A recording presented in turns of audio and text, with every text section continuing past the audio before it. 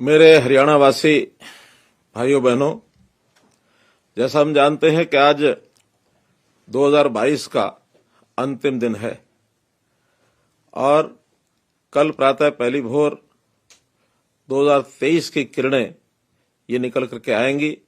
हम उनका स्वागत करेंगे।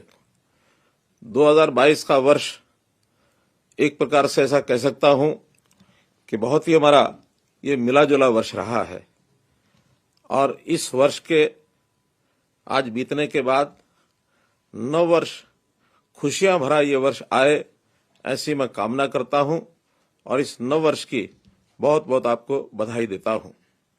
भाइयों बहनों, ये वर्ष भर की यात्रा जब शुरू की थी तब इसी प्रकार से नव वर्ष की भांति शुरू की थी और लगातार आज वर्ष भर की सब बातें विचार करते हैं तो ध्यान में आता है इस यात्रा में बहुत से ऐसे पड़ाव आए, बहुत से सज्जन पुरुष मिले, बहुत साथी मिले, मित्र मिले, साथी सारथी हुए और बहुत सी चुनौतियां भी आई, बहुत से विरोधियों का सामना भी करना पड़ा, लेकिन हम भरपूर उत्साह के साथ अपने लक्ष्य को लेकर हम आगे निरंतर बढ़ते रहे हैं। आज हमें संतोष है कि उन बाधाओं के बावजूद, विरोधियों से चुनौतियों मिलने के बावजूद हम सफलतापूर्वक यहां तक बढ़े हैं और आगे 2023 में वर्ष भर की यात्रा फिर से हमने शुरू की है। जैसा हम जानते हैं कि 2020 और 2021 ये कोविड का एक 2 साल का वर्ष, लेकिन 2022 में भी भले ही कम मात्रा में रहा हो, लेकिन ये चुनौती लगातार बनी रही है। आज भी ये पूर्ण रूप से समाप्त नहीं हुई है। हमने इसके इलाज के लिए, हर व्यक्ति के इलाज के लिए और जो टीकाकरण किया, जिस प्रकार से देश भर में एक सफलता मिली, उस काम को हम लगातार करते रहे और अपने कर्तव्य से कभी हम पीछे नहीं हटे, क्योंकि हम सब लोग कर्तव्य की भावना से लगातार काम करते हैं। मैं तो अपने आप को धन्य मानता हूं कि जब गीता के श्लोक कर्तव्य के नाते से जब मैंने पढ़े, कर्मण्येवाधिकारस्ते मा फलेषु कदाचन, अर्थात कर्म करते रहो और कभी भी फल की बहुत चिंता न करो। इस पथ पर जो लोग बढ़ते हैं वास्तव में उनको संतोष भी होता है, आनंद भी प्राप्त होता है। अभी कल की ही घटना अगर हम लेते हैं, देश के अपने प्रधानमंत्री श्री नरेंद्र मोदी जी, उनके माताजी, मां से बढ़कर के कोई रिश्ता होता नहीं है। उनके माताजी हमेशा के लिए हमें छोड़ करके चले गए। लगता था कि मोदी जी के जो दिन भर के कार्यक्रम होंगे अथवा आगे भी कुछ दिनों तक उनके कार्यक्रमों को स्थगित किया जाएगा, लेकिन कर्तव्य परायणता देखिए, वो कर्मयोगी किस प्रकार से माताजी के अंतिम संस्कार के ठीक 2 घंटे के बाद अपने निश्चित कार्यक्रमों में पहुंच गए। ऐसे कर्तव्यनिष्ठ कर्मयोगी देश के प्रधानमंत्री जब होंगे तो निश्चित रूप से इस देश को दुनिया में अग्रणी देश बनने से कोई रोक नहीं सकता है। हमने ये भी देखा है कि दिल्ली का जो राजपथ है, अब राजपथ को वहां से लांघते हुए एक राज जैसी बात मन में जरूर उत्पन्न होती होगी राजकर्मियों को, लेकिन देश के प्रधानमंत्री जी ने उस विषय को भी कैसे बदला कि राजमार्ग ये हमको राज का घमंड पैदा न कर दे, उस रास्ते को कर्तव्य पथ इसका नाम दिया। तो किस प्रकार से कर्तव्यों की बात वो करते थे। मेरा कहने का भाव ये है कि आज हमारे लिए एक बड़ी चुनौती है। चुनौती ये है कि हर कोई अधिकारों की बात करता है, अधिकार मेरे ये होने चाहिए, वो होने चाहिए, लेकिन यानी कर्तव्य की बात, अपने कर्म करने की प्रेरणा, ये बहुत कम लोगों में जागती है। और इसका सीधा सा कारण मैं मानता हूं कि इन लोगों का जो टारगेट है, जो बहुत से लोग अधिकारों की ही बात करते हैं, केवल स्वार्थ की बात करते हैं, कर्तव्य की बात नहीं करते हैं, उनके सामने उनका लक्ष्य ओझल है। वो बहुत ही व्यक्तिनिष्ठ जीवन को जीना चाहते हैं, मैं, मेरा घर, मेरा परिवार। लेकिन आज देश में एक बहुत बड़ी ऐसी एक लड़ी खड़ी हो गई है, एक श्रृंखला खड़ी हो गई है कि जो लोग अधिकारों की बजाय कर्तव्य की बात ज्यादा करते हैं, तो उसी कर्तव्य भावना को लेकर के हम भी लगातार आगे बढ़ रहे हैं। तो इसलिए मित्रों, मैं तो आज इस पिछले वर्ष की जो बाधाएं और चुनौतियां उनकी जहां बात कर रहा हूं वहां अगले वर्ष की भी बात मैं करूंगा। हमेशा जब कोई समय बीतता है तो उसके कुछ अनुभव भी होते हैं और उन अनुभवों के आधार के ऊपर आदमी कुछ सीख लेता है। उस सीख के आधार पर नए वर्ष का, नई यात्रा का अपना कार्यक्रम शुरू करता है और जो उसकी चुनौतियां होती हैं उन चुनौतियों को भी सामना करने के लिए और निश्चित रूप से वो आगे बढ़ने का एक क्रम उसका बनता है। हमारे लिए जो चुनौती है वो चुनौती इस प्रदेश में, वैसे तो देशव्यापी भी ये है, लेकिन प्रदेश के अंदर हमको बहुत बड़ी चुनौती वो भ्रष्टाचार की ये सामना इसका करना पड़ा। ठीक हम जब 2014 में सत्ता में आए थे उसी समय मन में विचार किया था कि जो भ्रष्टाचार है ये एक ऐसा रोग है, ऐसा ये कैंसर है कि जिसको समाप्त किए बिना हम समाज को स्वस्थ समाज ये करना शायद हमारे लिए बड़ा कठिन है। तो हमने उसके ऊपर काम करना शुरू किया और उसमें सबसे बड़ा जो एक लोक जागरण का कार्यक्रम था वो भी हमने शुरू किया। हमने अपने अधिकारी, कर्मचारी, अपने नेता, इन सबके मन में भी एक बात डाली कि आखिर हमको सेवा भाव से काम करना चाहिए, हमको सेवक बन करके और हमें जनता को अपना परिवार मान करके ये काम करना है। हरियाणा एक, हरियाणवी एक, इस भाव को लेकर के हमको आगे बढ़ना है, उसी को लेकर के और हम आगे बढ़ते रहे हैं। हमारे सामने चुनौती थी कि किस प्रकार से गरीब परिवारों का, उनका जीवन ये सुखी कैसे किया जाए। टारगेट रखा कि 1 लाख गरीब परिवार, इनका परिवारों का जो अंत्योदय उत्थान का कार्यक्रम ये करें। हमें उसमें सफलता मिली है, हम आगे बढ़ रहे हैं और धीरे धीरे व्यवस्था परिवर्तन के काम ये भी हमने उसके अंदर और आगे बढ़ाया है। उस व्यवस्था परिवर्तन से भी हम लोग इस भ्रष्टाचार की इस एक प्रकार से इस बीमारी से छुटकारा पाने के लिए हमको सफलता मिली है। हम लोग लगातार सरकार के जो काम है उसको करने के लिए हम आगे कर रहे हैं और सरकार के काम करते करते, चाहे विकास के काम हैं, विकास के काम में ढेरों हमारी जो उपलब्धियां हैं, इंफ्रास्ट्रक्चर उपलब्धियां हैं, चाहे वो हमारे जो विद्यालय हैं, चाहे विश्वविद्यालय हैं, चाहे शिक्षा के भवन हैं, चाहे हमने अस्पताल खोले हैं अथवा रेलवे के केंद्र सरकार की सहायता से रेलवे के बड़े बड़े प्रोजेक्ट लिए हैं, नेशनल हाईवे के प्रोजेक्ट्स लिए हैं, मेडिकल कॉलेज जगह जगह खोले हैं। तो ये जितना भी इंफ्रास्ट्रक्चर है इसको हमने लगातार बढ़ाया है और केवल इतना मात्र ही नहीं, तो हमने इसके साथ साथ लोगों की जो सेवाएं हैं उन सेवाओं के लिए भी काम किया है। शिक्षा है एक बहुत बड़ा एक ये चुनौती हमारे लिए थी कि सेवाओं के काम में यानी कैसे हम आगे बढ़ें, बालकों की शिक्षा का स्तर ये कैसे आगे बढ़े। आपको ध्यान में होगा कि हरियाणा पहला प्रदेश है जिसने लगभग 7 लाख टेबलेट्स, यानी बच्चे को आईटी का उपयोग करके किस प्रकार वो अपनी पढ़ाई आगे कर सकता है, 7 लाख टेबलेट्स हमने बांटे हैं। इतना बड़ा कार्य शायद किसी और प्रदेश में कभी हुआ नहीं, किसी दुनिया के देश में भी नहीं हुआ है।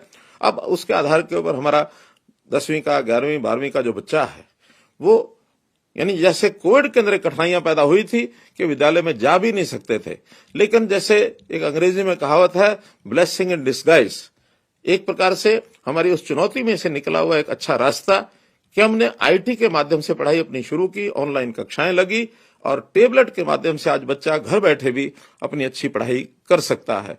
हमने विद्यालयों का स्तर ऊंचा करने के लिए नई संस्कृति मॉडल स्कूल की जो योजना बनाई, उसमें भी 500 स्कूल हमारे चल रहे हैं। हमने बच्चों के मासिक टेस्ट ये शुरू किए हैं ताकि हमारे बच्चों की जो शिक्षा का स्तर है वो किस प्रकार आगे बढ़े। और आज मुझे संतोष है कि शिक्षा के अंदर हम देश के बाकी राज्यों की तुलना में काफी आगे बढ़े हैं। इसी प्रकार स्वास्थ्य है, स्वास्थ्य हर व्यक्ति का, यानी पहली बात तो बीमार न हो उसके लिए भी तरह तरह के हमने आयुष के नए नए जो प्रावधान किए हैं, हमने आयुर्वेद के बड़े बड़े जो संस्थान खोले हैं ताकि व्यक्ति बीमार भी न हो। उसका खान पान, रहन सहन, शारीरिक व्यायाम कैसे अच्छा हो। गांव में पार्क और व्यायामशालाएं ये बनाई हैं, वेलनेस सेंटर्स ये हमने खोले हैं और इस आयुर्वेद पद्धति को आगे बढ़ाने के लिए तरह तरह के कोर्सेज भी शुरू किए हैं। लेकिन यदि बीमार होता है व्यक्ति तो उसका इलाज भी ठीक से होना चाहिए। अस्पतालों की वृद्धि की, हर जिला केंद्र पर 200 बेड का अस्पताल ये हमने खोलने की योजना बनाई है। हर जिले में मेडिकल कॉलेज खुलना चाहिए। इसका लगभग सब जिलों के अंदर शिलान्यास अथवा निर्माण कार्य ये शुरू हो गए हैं। आने वाले 3 या 4 वर्ष के अंदर सब जिलों में मेडिकल कॉलेज सुचारू रूप से चल पड़ेंगे। लेकिन गरीब व्यक्ति, इसकी भी बहुत बड़ी एक चिंता देश के प्रधानमंत्री जी को भी रही है। उन्होंने आयुष्मान भारत की योजना करोड़ों लोगों के लिए, क्योंकि इलाज बहुत महंगे हो गए हैं और अपने नियर एंड डियर को, अगर अपने प्यारे को, मित्र को, परिवार को, यानी परिवार के सदस्यों को इलाज के लिए वो लेकर के जाता है तो उसकी मजबूरी होती है कि ज्यादा पैसा वो खर्च नहीं कर सकता। ऐसे हर गरीब परिवार के लिए 5 लाख रुपए का बीमा ये प्रधानमंत्री जी ने आयुष्मान भारत के माध्यम से चलाया। हमें लगा कि प्रदेश में मात्र 15 लाख लोग ही इसमें, परिवार इसमें कवर होते हैं, लेकिन जब गरीब की पहचान की गई तो ये संख्या कहीं ज्यादा है। तो 28,89,000 अर्थात 29 लाख परिवारों को हमने उसमें नई योजना चिरायु हरियाणा बना करके और उसको लागू किया है, ताकि हर गरीब परिवार को 5 लाख रुपए का लाभ ये उसको मिल सके। तो ऐसे चाहे वो शिक्षा हो, चाहे स्वास्थ्य हो और चाहे उसकी सुरक्षा हो, लॉ एंड ऑर्डर की स्थिति प्रदेश में ठीक रहे, हम हर व्यक्ति को सुरक्षित रख सके, और खास करके सामाजिक सुरक्षा ये भी चिंता का एक विषय है कि हमारे बहुत से ऐसे वर्ग हैं जो कहीं ना कहीं पीड़ित रहते हैं अपनी आयु के कारण से, अपने शरीर के यानी स्वास्थ्य के कारण से। तो तरह तरह की ऐसी जो कठिनाइयां ध्यान में करते हुए, या आयु का जब एक 60 वर्ष की आयु का पड़ाव गरीबी का एक व्यक्ति वो जब उसको पार करता है तो उसको भी कठिनाई होती है। हमने उसकी पेंशन, मासिक पेंशन जो देश में सबसे ज्यादा है, अभी 2500 रुपया है, आगे चल करके और भी बढ़ने वाली है, इसका भी हमने प्रावधान किया। कुछ बीमारियां हैं उनको भी, जो ग्रस्त ऐसे लोग हैं उनको भी 2500 रुपये मासिक उसका दिया है। हमारी बहनें जो दुर्भाग्य से विधवा होती हैं, 2500 रुपया उनके लिए भी हमने ये प्रावधान किया हुआ है। तो ये सामाजिक सुरक्षा का एक बहुत बड़ा जो प्रावधान है ये हमने उसके लिए किया है। और अब जो इस समय नई बात जो हमको बतानी वो ये कि पहले इस प्रकार की ओल्ड एज पेंशन के लिए चक्कर काटने पड़ते थे, दफ्तरों के दस्तावेज बनवाने पड़ते थे, दरखास्त लेकर के व्यक्ति इधर से उधर घूमता था, लेकिन उसको कहीं जाने की आवश्यकता नहीं है। अब जब से हमने परिवार पहचान पत्र बनाया है तो इस परिवार पहचान पत्र के माध्यम से जिस कपल की, जिस पति पत्नी जो बुजुर्ग हैं, उनकी आय अगर जो सीमित आय है उसके अंदर होती है तो अपने आप ही उसकी जो पेंशन है वो बन जाती है, उसको कहीं जाना नहीं पड़ता है। इसी प्रकार से हमने जो परिवार के जो सेवाएं हैं वो सेवाएं भी बहुत दुरुस्त की हैं, उसको एक प्रकार से रहन सहन उसका सरल किया है। जो व्यक्ति बहुत कठिनाइयों से इन सेवाओं को प्राप्त करते थे, अब इन उनके डोर स्टेप के ऊपर, उनके दहलीज के ऊपर वो सेवाएं कैसे पहुंचे, ये परिवार पहचान पत्र के माध्यम से हमने शुरू किया है। उदाहरणतया राशन का कार्ड, ये राशन का कार्ड बनवाने के लिए भी उसको अपना बहुत से सर्टिफिकेट बहुत लोगों के हस्ताक्षर लेने पड़ते थे, कभी पटवारी के पास, कभी तहसीलदार के पास, कभी एसडीएम के पास, सरपंच से, पार्षद से, सबसे साइन कराने पड़ते थे। लेकिन हमने एक पैरामीटर उसका तय कर दिया, उसका एक मापदंड तय कर दिया कि अगर किसी परिवार की आय 1,80,000 रुपए से कम है तो उस व्यक्ति को और किसी प्रकार की कोई राशन कार्ड बनाने की कठिनाई ये उसकी नहीं आने वाली है। अपने आप ही उसके राशन कार्ड उसको इलेक्ट्रॉनिक तरीके से दर्ज हो जाएगा और जा करके वो राशन जो है अपना वो ले सकता है। इसी प्रकार व्यक्ति को उसकी जो शारीरिक जांच है वो ठीक से होती रहे, तो शारीरिक जांच के लिए भी व्यक्ति कई बार अपनी लेबोरेटरी टेस्ट भी करवाता नहीं है, बीमारी होने के बाद ही टेस्ट करवाता है। लेकिन इसको नियमित करने का हमने कार्यक्रम किया कि अगर हर व्यक्ति का वर्ष अथवा 2 वर्ष के अंदर, प्रारंभ में हमने 2 वर्ष का टारगेट रखा है, आगे चल करके हर वर्ष की व्यवस्था भी की जा सकती है कि एक बार उसकी स्वास्थ्य की जांच ये होनी चाहिए। और स्वास्थ्य की जांच कराने के लिए हमने एक और नया कार्यक्रम बनाया, निरोगी हरियाणा। हरियाणा का हर व्यक्ति निरोगी रहे, बीमार भी न हो। पहचान होने पर छोटी बड़ी अगर कोई उसके अंदर व्याधि है, कोई उसके टेस्ट में कोई कमी पाई जाती है तो उसका इलाज ये तुरंत होना चाहिए। और उस इलाज के लिए वो व्यक्ति पास के किसी भी सरकारी अस्पताल में अथवा और कोई जो व्यवस्था उसको उपलब्ध हो, वहां जाकर के अपना इलाज वो शुरू करा सकता है। तो इस प्रकार का ये कार्यक्रम भी हमने शुरू कर दिया है। लंबा कार्यक्रम है, इसलिए इसकी व्यवस्थाएं बढ़ा करके अगले वर्ष भर में हम 1.25 करोड़ लोगों का और 1,25,00,000 लोगों का ये स्वास्थ्य परीक्षण ये पूरा कर देंगे। इलेक्ट्रॉनिक डाटा ये उसके पास हमेशा डॉक्टर को उपलब्ध रहेगा। कोई भी डाटा डॉक्टर जो है उसका ये डाटा अपने कंप्यूटर पर देख सकता है कि इस व्यक्ति की हिस्ट्री क्या है। तो ये एक नया कार्यक्रम हमने किया है।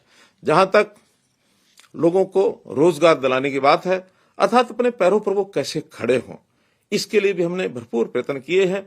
गरीबों के लिए जो एक नई व्यवस्था हमने दी थी कि स्वावलंबन के नाते उनको कोई अपना व्यवसाय करने की कोई सुविधा चाहिए, साधन चाहिए, सरकारी योजना का लाभ चाहिए, बैंक से लोन चाहिए, इसके लिए कैंप्स लगाए और ऐसे 500 से ऊपर कैंप्स हमारे लगे, जिसके अंदर लगभग 30,000 लोग इस समय तक उस सुविधा का लाभ लेकर के बैंक से लोन अथवा सरकारी सहायता प्राप्त कर चुके हैं। इस कार्यक्रम को हम आगे भी लगातार चालू रखेंगे ताकि हमारा जो पहला टारगेट 1 लाख परिवारों को हम इस 1,80,000 से भी ऊपर उनकी आय हो जाए, इसके लिए भी हम लगातार प्रयत्न कर रहे हैं। एक प्रथा ठेकेदारी प्रथा, ऐसे जो सरकारी नौकरियों में ठेकेदार, जो ऐसे गरीब हमारे जो लोग जिनको बहुत कम मासिक आय के ऊपर वो यानी सैलरी के ऊपर नौकरी दिलवाते थे, उसमें उनका शोषण होता था। इसकी बहुत बड़ी शिकायत मिली और उसके अंदर हमने हरियाणा कौशल रोजगार निगम HKRN ये नई व्यवस्था दी और ऐसे सब जो ठेकों के ऊपर कर्मचारी थे उनको सबको उसके अंदर शामिल करके और हम लोग उसमें लेकर के आए हैं, अर्थात उनको अब किसी प्रकार का शोषण उनका न हो। जो पैसा उनको मिलता है सीधा उनके बैंक के खाते में जाए और उनका PF प्रोविडेंट फंड ये भी कटे ताकि आगे चल करके उसका उपयोग वो लोग कर सकते हैं। ये सब हमने उसके अंदर किया है। हम लोग इस सारी चीजों के साथ साथ आगे बढ़ने के कार्यक्रम में बहुत से ऐसे जो नए काम हमने किए हैं, जिसको अगर मैं गिनाना चाहता हूं तो पूरे प्रदेश में जैसे 24 घंटे बिजली, कोई समय था ये सोच भी नहीं आती थी गांव के अंदर लोगों को कि 24 घंटे बिजली मिलेगी, लेकिन आज लगभग 85% से ज्यादा गांवों में हम 24 घंटे बिजली दे चुके हैं। ये पिछले साल का हमारा एक डाटा है। आज तो स्थिति ये भी हो गई है कि अगर कोई बेटी किसी की दूसरे गांव में शादी की बात जब चलती है तो बेटी पूछने लगती है कि पिताजी जिस गांव में मेरी शादी कर रहे हो वहां बिजली कितने घंटे आती है। ये बहुत खुशी की बात है, आनंद का विषय है कि अब परिवार मजबूरी में भी जो कठिनाइयां जो कमियां उस गांव की हैं उनको दूर करने के लिए और विभाग के साथ तालमेल करके 24 घंटे बिजली और वहां दिलवाते हैं, लेकर के जाते हैं। हमने गांव-गांव का सड़कों का जाल ये पहले से बिछा रखा है और इसमें कोई गांव आज ऐसा नहीं है जहां वो सड़क नहीं है। हमने लगातार यानी एक प्रयत्न हमारा रहा है कि जो छोटी सरकारें हैं, गांव की सह सरकार है, पंचायत समिति है, पंचायत है अथवा जिला परिषद है, छोटे नगरों में नगर पालिकाएं हैं, नगर परिषदें हैं, नगर निगम हैं, इनको स्वायत्त कैसे किया जाए और स्वायत्त करने के लिए इनकी शक्तियां कैसे बढ़ाई जाए, लगातार इस ओर हमारा ध्यान है। इनके जितने भी पैसे हैं, जो राशि है, चाहे वो केंद्र का सेंट्रल फाइनेंस कमीशन की तरफ से अथवा प्रदेश का स्टेट फाइनेंस कमीशन की तरफ से, जो पैसा पूरा उनको कभी मिलता नहीं था, अब हमने नियमित तौर पर उनको देना शुरू किया है। वहां के कर्मचारियों को पूरा यानी साल उनकी जो तनख्वाह है, उनकी जो आय यानी इनकम है, वो लगातार उनकी बनी रहे। कोई कर्मचारी ऐसा गांव का नहीं कह सकता कि जिसकी समय के ऊपर और उसकी सैलरी तनख्वाह उसको नहीं मिलती है, सबको समय पर मिलती है। विकास के कामों के अधिकार भी, जो पैसा उन सरकारी जो हमारी सरकारें हैं, छोटी सरकारें, उनका अपना जितना भी पैसा है या अथवा ग्रांट उनको मिलती है, उस पैसे को खर्चने का अधिकार केवल उनको अपने को मिल गया है। इतना ही है उसमें कि हर चीज पारदर्शी तरीके से होनी चाहिए, गांव के लोगों की जानकारी में होनी चाहिए और इलेक्ट्रॉनिक तरीके से जिस प्रकार से काम का आवंटन आज अब हरियाणा इंजीनियरिंग वर्क्स पोर्टल पर किया जाता है, सब लोगों को उसको अवसर मिलता है, कोई भी काम करने के लिए आ जाए और काम करके अच्छी गुणवत्ता का काम, कम पैसे का काम, बिना भ्रष्टाचार के किया हुआ काम और कम समय में काम, ये सब बातें लागू करने के लिए और इस इंजीनियरिंग वर्क्स पोर्टल का हम जो उपयोग कर रहे हैं, इससे बहुत बड़ा लाभ एक उन पंचायतों को भी होता है, कम पैसे में अधिक काम हो सके, इस प्रकार का हम काम करते हैं। हमने पर्यावरण के नाते, पर्यावरण की सुरक्षा आज बहुत जरूरी है। कुछ चीजें ऐसी हैं जो आज के समय के लिए नहीं, हम आगे आने वाली पीढ़ियों के लिए भी ध्यान रखें कि जो पीढ़ियां आगे आएंगी उनको भी लगे कि हमारे पूर्वजों ने हमारे लिए कुछ अच्छा किया है। हमारे तालाब बहुत अच्छे होते थे, स्वच्छ पानी के होते थे, लेकिन आज वो ओवरफ्लो हो गए हैं, प्रदूषित हो गए हैं और उन गांव के अंदर उन पानी का जो उपयोग होता था वो उपयोग होना भी बंद हो गया है। हरियाणा में एक तालाब अथॉरिटी हमने बनाई और 18,000 तालाब उनको दिए हैं। अभी अगले वर्ष के अंदर लगभग 3,500 तालाब जो हैं इनके ऊपर कुछ काम शुरू हो चुके हैं, कुछ काम पूरे भी हो गए हैं, कुछ आगे मार्च तक शुरू होने वाले हैं। तो इतनी बड़ी जो बहुत बड़े बड़े तालाब हैं उनका काम शीघ्र शुरू हो जाएगा। बाद में छोटे तालाब की बारी लेकर के लंबा काम है, बहुत बड़े पैसे के खर्च का काम है, लेकिन हमारा संकल्प है कि इन सब तालाबों को हम ठीक करेंगे। पर्यावरण जो है वो सुरक्षित रहना चाहिए। पर्यावरण में आज हमारे यहाँ जो एयर क्वालिटी इंडेक्स है, जो वायुमंडल के अंदर जिस प्रकार का प्रदूषण है, उस प्रदूषण को समाप्त करने के लिए हम नई नई योजनाएं बना रहे हैं। गाड़ियां जो धुआं छोड़ती हैं, धुआं छोड़ने वाली गाड़ी अर्थात 10 साल की जो डीजल की गाड़ी, 10 साल की पेट्रोल की गाड़ी, 15 साल की डीजल की गाड़ी एनसीआर एरिया में तो उसको चलाना बंद कर दिया है। बाहर भी यदि चलाएंगे तो उसके लिए भी कुछ हमने मापदंड रखे हैं ताकि उस गाड़ी को छोड़कर आदमी जो है नई गाड़ी, नए समय की गाड़ी उसका चलाए। और सीएनजी पीएनजी की उपलब्धता करा करके गैस आधारित ये गाड़ियां चलनी चाहिए। पुरानी गाड़ियों को भी पूरा पैसा उसका जो कबाड़ का भी मिलेगा, उसका भी उपयोग हम जो है बड़ी बड़ी फैक्ट्रियां लगा करके उसकी रीमेटलिंग उसको करके रीयूज करने के नाते और स्क्रैप की उसकी जो व्यवस्था हमने की है वो भी एक ऐसा पग है जिसके कारण से और प्रदूषण जो है वो कम होगा। पेड़ लगाने का अभियान भी हमने चलाया है। अभी लगभग 71 लाख पेड़ पिछले इस वर्ष में 2022 के अंदर लगाए गए हैं और इसको और घने जंगलों में परिवर्तन करने के लिए और हम लोग जो है आगे काम कर रहे हैं। ऐसा चाहे पानी की व्यवस्था हो, हमने पर्यावरण के बाद पानी के नाते से यानी पानी का प्रबंधन, पानी हमारे पास कम है, ये बात एकदम सत्य बात को बार बार कहने का भी उसका कोई अर्थ इसलिए नहीं है कि पानी की उपलब्धता जितनी है हमको उसका प्रबंधन अच्छा करना पड़ेगा। एसवाइल का पानी हमको मिलना चाहिए, लेकिन जिन कारणों से वो फंसा है वो आपको हमको सबको विदित है। अतिरिक्त पानी और कहीं हमें अभी जल्दी मिलने वाला नहीं है, तो पानी का प्रबंधन ठीक हो।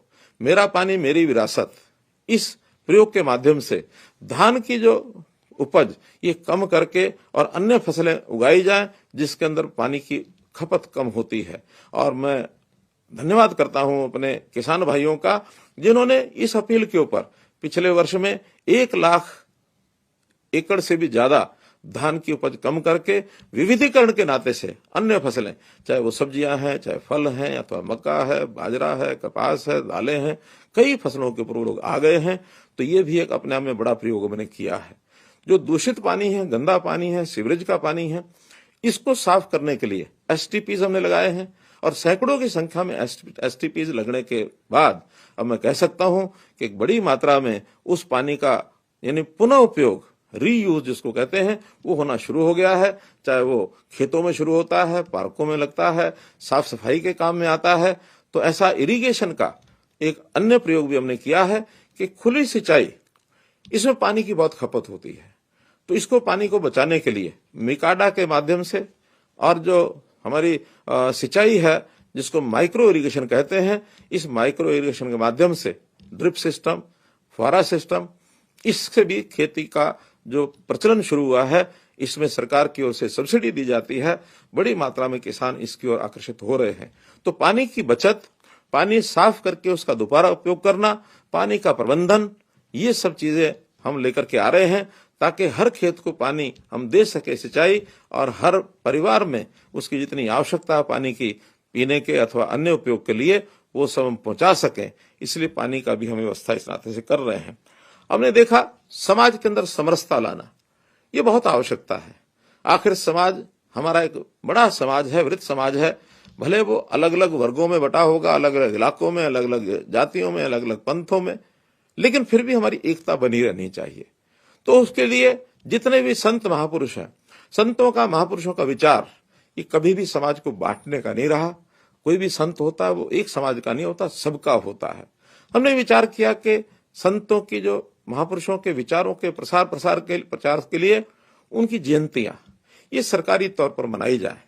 चाहे गुरु रविदास जी हैं, महर्षि वाल्मीकि जी हैं, बाबा साहब अम्बेडकर हैं, भगत कबीर जी हैं, बाबा गुरु नानक देव जी हैं, गुरु गोविंद सिंह जी हैं, अभी पिछले दिनों में गुरु तेग बहादुर जी का भी हमने एक कार्यक्रम किया, महर्षि कश्यप जी का किया, हमने शूरसेनी जी का किया। ऐसे कई महापुरुषों के सरकारी तौर पर जो कार्यक्रम किए गए हैं, हेतु एक ही है कि इन महापुरुषों के जो अनुयायी हैं वो भी उसी रास्ते पर चलें जो रास्ता हमारे महापुरुषों ने दिखाया है, और वो एकता का, सद्भावना का, सदाचार का, शुद्ध जीवन का, ये सब विचार हमारे महापुरुषों ने दिखाए हैं, जिसके कारण से हम उनको एक साथ एक जगह पर लेकर के चल रहे हैं।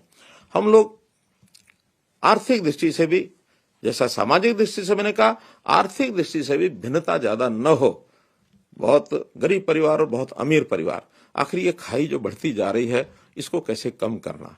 इसको कम करने का तरीका एक ही है कि जो समाज का अंतिम व्यक्ति है, उस व्यक्ति की आय को कैसे बढ़ाया जाए, उसकी चिंता कैसे की जाए। तो अंत्योदय की भावना से हम लगातार काम कर रहे हैं। जैसा मैंने बताया कि मुख्यमंत्री अंत्योदय परिवार उत्थान योजना, मुख्यमंत्री परिवार समृद्धि योजना, तो ये सारी योजनाएं जो हम बना रहे हैं, इसके लिए भी और हम जो है उसको आगे बढ़ा रहे हैं। अब एक बात इसमें विचार करने की है कि जो गरीब आदमी है, वो कई बार मुख्य धारा में आने में उसको बहुत समय लगता है, तो उसकी सहायता करनी पड़ती है। सहायता उसकी करें जिसकी आय कम है, तो कम आय के लोगों की सहायता करना ये सरकार का दायित्व बनता है। और जो मध्यम आय के लोग हैं, जो अपने पैरों पर अपने आप चला सकते हैं, उनसे न कुछ देना होता न लेना होता है। जो गरीब परिवार है, सरकार का दायित्व उनको कुछ दिया जाए। मध्यम परिवार के जो लोग हैं, उनसे न दिया जाए न लिया जाए। और जो उच्च कोटि के, ऐसे उच्च आय वर्ग के लोग होते हैं, उनसे सरकार की योजना होती है कुछ लिया जाए। तो किसी से लेना है, किसी को देना है, कुल मिलाकर ये लेने देने का जो हिसाब है, इसको बराबर रखना होता है।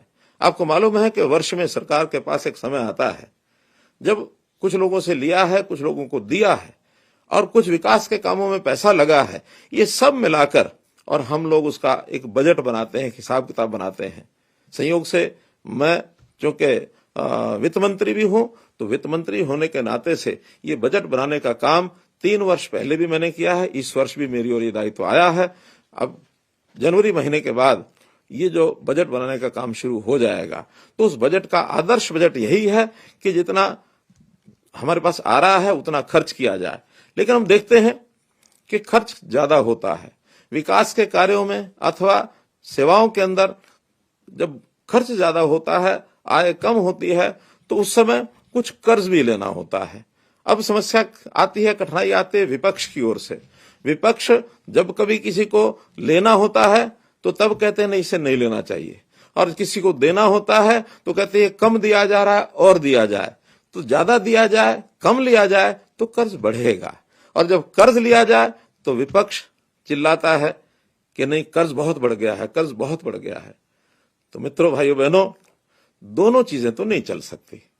या तो इसका संतुलन बैठाना पड़ेगा, जिनको देना है तो आएगा कहां से, ये भी विपक्ष को विचार करना चाहिए, सबको विचार करना चाहिए। और जहां से आया है वो जितना भी ज्यादा आ सकता है, उसको ज्यादा खर्च करके हिसाब उसको बराबर रखा जाए। जो कमी पूर्ति है उसका कर्ज, जो हमें एक प्रकार से संवैधानिक तौर तरीकों से या हमारे रिजर्व बैंक ऑफ इंडिया से या भारत सरकार के नियमों से जितना हमें अलाउ है उतना हम लेते हैं, उससे ज्यादा कभी लेते नहीं है। अभी भी हमारा प्रदेश, हरियाणा प्रदेश, इस मामले में आसपास के बाकी सब प्रदेशों से बहुत अच्छी स्थिति में है। हम इसका संतुलन जो है वो बना करके रखते हैं। तो इस नाते से इस विषय पर भी हमको एक विचार करके आगे जरूर बढ़ना होता है, जिसको हम बढ़ रहे हैं। अब इन सब चीजों को ठीक करने के लिए हम लोगों ने व्यवस्था परिवर्तन के बहुत काम किए हैं, और इस व्यवस्था परिवर्तन का मुख्य उद्देश्य यही रहा है कि किस प्रकार से भ्रष्टाचार को समाप्त किया जाए, लोगों को घर बैठे कैसी सहायता मिले, हैप्पीनेस इंडेक्स उनका कैसे बढ़े, ईज ऑफ लिविंग इनका कैसे आगे बढ़े। तो इसके लिए आम आदमी इसकी सराहना कर रहा है। जितने हमने काम चलाए हैं, कार्यक्रम किए हैं, चाहे वो गांव में स्वामित्व योजना ये हमने चलाई है, चाहे वो अभी परिवार पहचान पत्र की ये सारी जो चीजें चल रही हैं, इसी प्रकार से सेवा का अधिकार ये हमने जनता को दिया है कि एक निश्चित समय में उसको सेवा मिलनी चाहिए। हमारे सेवा के अधिकार का जो कमीशन है वो इसकी चिंता करता है कि निश्चित समय पर यदि उनको पैसा, उनको सेवाएं नहीं मिलती तो उनके खिलाफ कार्रवाई भी की जाती है। मेरी फसल मेरा ब्यौरा ये कार्यक्रम भी हमने चलाया है। इसके अंतर्गत भी किसानों को और पैसा जो उनको घर में मिलता है, डीबीटी स्कीम के माध्यम से 25,000 करोड़ रुपया हर वर्ष यानी किसानों के खातों में ये पहुंचता है फसल का। तो इस प्रकार से इस सारे सिस्टम को आगे बढ़ा रहे हैं। अब ये सारा विषय जो आगे बढ़ा रहे हैं, इसके अंदर बहुत जो उपयोगी हमारा साधन वो है परिवार पहचान पत्र का। ये परिवार पहचान पत्र ऐसा एक कंसेप्ट है, ऐसी एक विधि है जिसको हमने ही लागू किया है और देश और दुनिया में इसको बहुत लोग सराहना मिल रही है।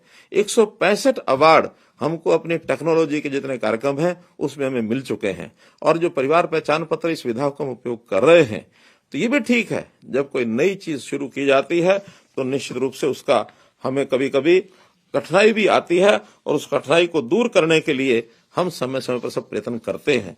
मैं मानता हूं कि इसमें जो आने वाली कठिनाई है जनता इसमें सहयोग करेगी, और उसके अंदर जो भी ठीक किया जाएगा अगले 1 महीने के अंदर परिवार पहचान पत्र के सारे विषय को इसको ठीक करने के लिए हम सब काम कर रहे हैं।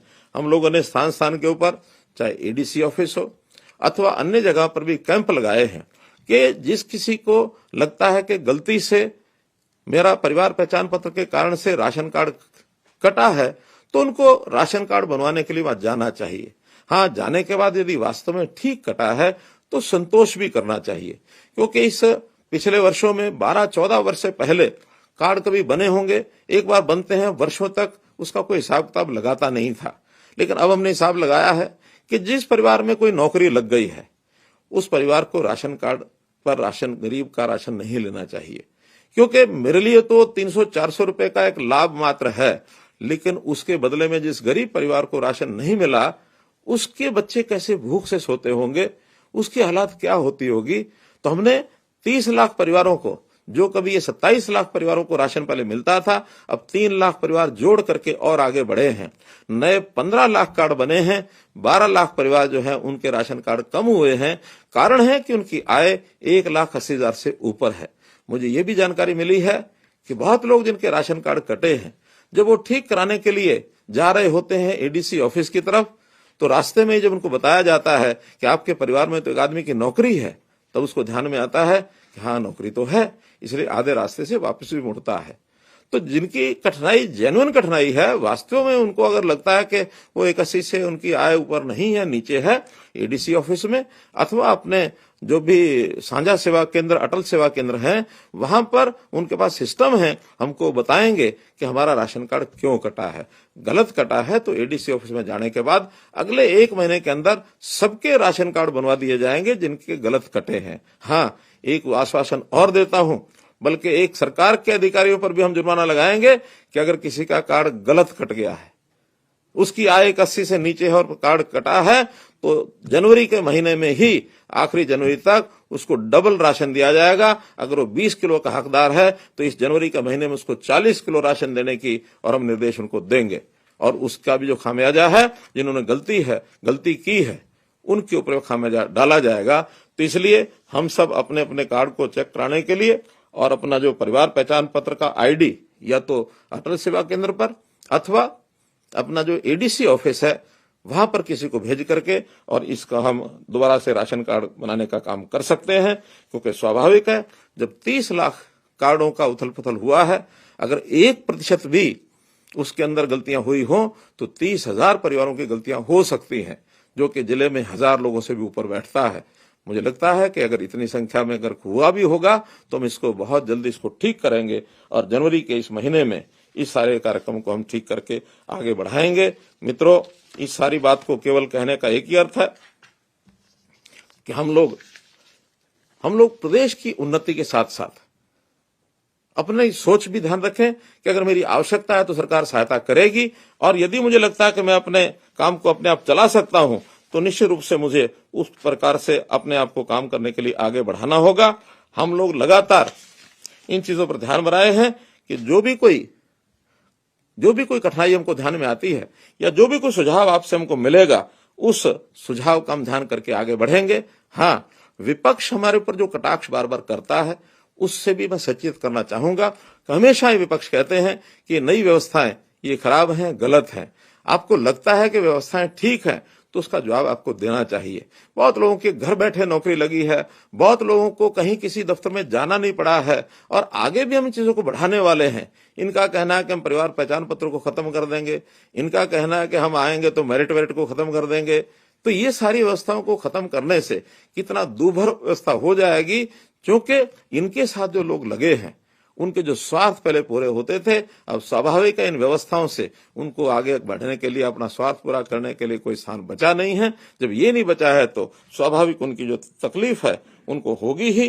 तो मैं इन सब विषयों को लेकर के आपसे यही निवेदन करता हूं कि पिछले वर्ष में 2022 में जो उपलब्धियां हमारी हैं उसके ऊपर आप लोग जरूर विचार करें। सुझाव आपकी ओर से आएंगे, हम उसका जरूर आप मेरे पास किसी भी तरीके से भेजेंगे और अच्छे सुझाव जो होंगे उसका पालन करेंगे, उसको आगे बढ़ाएंगे और इन उपलब्धियों के आधार पर, इन अनुभवों के आधार पर अगला 2023 का वर्ष, ये 2023 का वर्ष और कैसे सुखी हो इसकी भी हम जरूर चिंता करेंगे। अब 2023 के वर्ष में बहुत से हमको ये काम करने हैं और उन कामों के अंदर जैसे भर्तियां हैं, ग्रुप बी और ग्रुप सी और डी की भर्तियां, ये सीट यानी सीईटी के माध्यम से, कॉमन एलिजिबिलिटी टेस्ट के माध्यम से हम करेंगे। हमें किसी की भी स्वार्थ पूरे करने की आवश्यकता नहीं है। हम इन सेवाओं को कैसे आपके घर पर पहुंचाए इसका करेंगे। किसान बंधु जो अपनी जमीन को लेते हैं उनके डिजिटल रिकॉर्ड, इनको हम ठीक करेंगे, इसमें भी किसी प्रकार की कठिनाई नहीं आने देंगे। स्वास्थ्य सेवाएं ये आपके घर तक कैसे पहुंचे, इसको अधिक से अधिक कैसे बनाएं, ये हम पूरा करेंगे। रोजगार के नाते अधिक से अधिक लोगों को रोजगार कैसे मिले, 1 लाख नौजवानों को हम विदेश भेजने की भी तैयारी कर रहे हैं ताकि उनको विदेश भेजा जाए। और किस प्रकार से जिसकी स्किलिंग, जिसका हुनर उसकी आवश्यकता है, उसका भी विकास हम करेंगे। तो इस रोड मैप के ऊपर हम लोग चल रहे हैं।